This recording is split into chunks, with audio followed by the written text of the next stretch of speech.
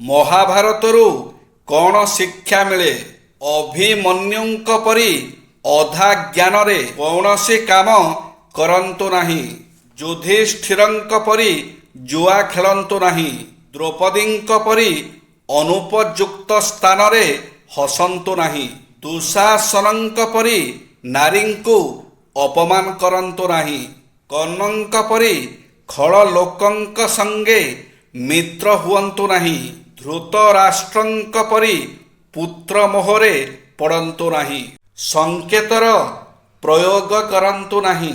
କଥାବାର୍ତ୍ତା କରିବା ବେଳେ ସଂକେତର ବ୍ୟବହାର ଯଥାସମ୍ଭବ କମ୍ କରନ୍ତୁ। କିଛି ଖରାପ ଲାଗିଲେ ମୁହଁ ମୋଡ଼ିବା, ଆଖି ମାରିବା ବା ଇଙ୍ଗିତ କରି କାହାକୁ ଡାକିବା ଏସବୁ ଖରାପ ଅଭ୍ୟାସ ଅଟେ। ଯେଉଁ ସଂକେତ ଦ୍ୱାରା କାହାକୁ ଖୁସି ମିଳେ ସେମିତି ସଂକେତର ପ୍ରୟୋଗରେ କିଛି କ୍ଷତି ନାହିଁ। କିନ୍ତୁ ଯେଉଁ ସଙ୍ଗୀତର ପ୍ରୟୋଗରେ କାହାକୁ ଟିକେ ମାତ୍ରାରେ ବି ଦୁଃଖ ହୁଏ ସେମିତି ସଂକେତ ପ୍ରୟୋଗ କରିବାର ଅଭ୍ୟାସ ଥିଲେ ବି ସେ ଅଭ୍ୟାସ ଛାଡ଼ିବାକୁ ଚେଷ୍ଟା କରନ୍ତୁ। ମୁଖମଣ୍ଡଳର ଭାବ। ଆପଣ ଯେଉଁ କଥା କହୁଛନ୍ତି ତାର ସମର୍ଥନ ନିଜ ମୁଖମଣ୍ଡଳ କରୁଛି କି ନାହିଁ ଲକ୍ଷ୍ୟ କରନ୍ତୁ। ଏହା ବି ମହତ୍ୱପୂର୍ଣ୍ଣ ଅଟେ। ଚେହେରା କେବେ ବି ମିଛ କୁହେ ନାହିଁ। କାହାକୁ ଭେଟ କରିବାକୁ ଯାଉଛନ୍ତି ତ ମନେ ମନେ ଖୁସି ଥିବା ଦରକାର। କାରଣ ମୁହଁରେ ଖୁସି ସ୍ୱୟଂ ହିଁ ଅନୁଭୂତ ହେଉଥାଏ। ଆକୃତି ଦେଖି ଭାବକୁ ପରୀକ୍ଷା କରି ରୁଚି ଅରୁଚି ବାବଦରେ ଜାଣି କଥାକୁ ଲକ୍ଷ୍ୟ କରି ହେଉଥିବା ପରିବର୍ତ୍ତନକୁ ପଢ଼ି ଓ ଚାହାଣୀକୁ ଦେଖି ଅନୁମାନର ସାହାଯ୍ୟ ନେଇ ଚତୁର ଲୋକେ କୌଣସି ବି ଲୋକର ମନର ଭାବକୁ ବୁଝିପାରନ୍ତି। ଏହିପରି ବ୍ୟକ୍ତିଙ୍କୁ କେବେ ବି ହାଲୁକାରେ ନିଅନ୍ତୁ ନାହିଁ।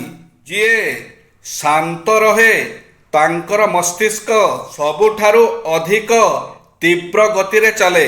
ଯିଏ କମ୍ ଦେଖେଇ ହୁଏ ତାଙ୍କର ଶକ୍ତି ତାଙ୍କ କର୍ମରେ ଥାଏ, ଶବ୍ଦରେ ନୁହେଁ। ଯିଏ ବିପଦ ସମୟରେ ମଧ୍ୟ ହସେ ସେ ଭିତରୁ ସବୁଠାରୁ ଶକ୍ତିଶାଳୀ ମଣିଷ ହୋଇଥାନ୍ତି। ଯିଏ ନିଜର ହାର ମାନି ମଧ୍ୟ ଶିଖେ ସେ ହିଁ ପ୍ରକୃତରେ ଜିତିବା ବାଲା ବ୍ୟକ୍ତି ହୁଅନ୍ତି। ଯିଏ ସମସ୍ତଙ୍କୁ ସମ୍ମାନ କରେ ସେ ନିଜ ଭିତରେ ନିଜର ମୂଲ୍ୟ ବୁଝିଥାନ୍ତି। ଯିଏ ପରିଶ୍ରମ ଉପରେ ବିଶ୍ୱାସ କରେ ତାଙ୍କ ସମୟ ଆସିଲେ ସେ ସମସ୍ତଙ୍କୁ ଆଶ୍ଚର୍ଯ୍ୟ କରିଦିଅନ୍ତି।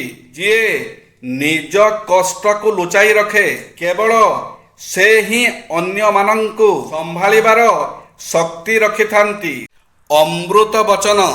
ସତ୍ୟରେ ଥିଲେ ତପସ୍ୟାର ଆବଶ୍ୟକତା ନାହିଁ।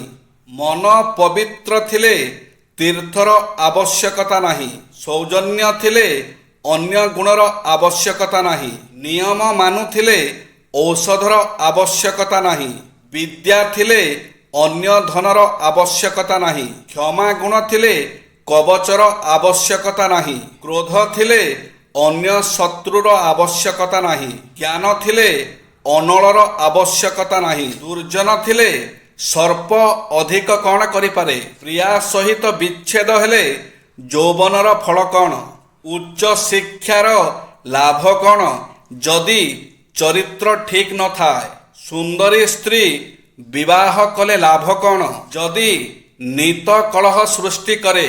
ଅର୍ଥ ରୋଜଗାରର ଲାଭ କ'ଣ ଯଦି ନିଜେ କୁଣ୍ଠିତ ଥିଲେ? ଲେଖିବା ବାଲା ତ ଲେଖି ଦେଇଥିଲେ ଧନ ସମ୍ପତ୍ତି ସାଥିରେ ଯିବ ନାହିଁ। କିନ୍ତୁ ଏହା ତ ଲେଖିଲେ ନାହିଁ ଯେ ମରିବା ଯାଏ ଏହା ବହୁତ କାମରେ ଆସିବ।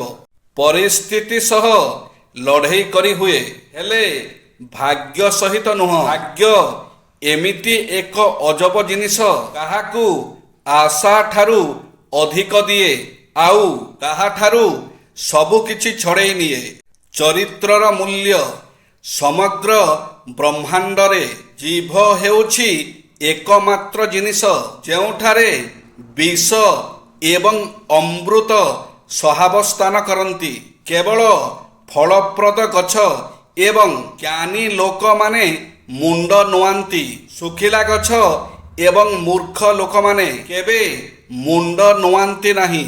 ଚରିତ୍ରର ମୂଲ୍ୟ ଅଛି, ନଚେତ୍ ଛାଇ ମଧ୍ୟ ବ୍ୟକ୍ତି ଅପେକ୍ଷା ବଡ଼ ଦେଖାଯାଏ। କର୍ମ କୁହେ ଜୀବନରେ କୌଣସି ସମ୍ପର୍କ ପାଇଁ କେବେ ମଧ୍ୟ କାନ୍ଦନ୍ତୁ ନାହିଁ, କାରଣ ଯାହା ପାଇଁ ଆପଣ କାନ୍ଦୁଛନ୍ତି ସେ ଆପଣଙ୍କ ଅଶ୍ରୁର ଯୋଗ୍ୟ ନୁହେଁ ଏବଂ ଯିଏ ଆପଣଙ୍କ ଅଶ୍ରୁର ଯୋଗ୍ୟ ସେ କେବେ ଆପଣଙ୍କୁ କାନ୍ଦିବାକୁ ଦେବେ ନାହିଁ। ଜୟ ଶ୍ରୀ ଜଗନ୍ନାଥ।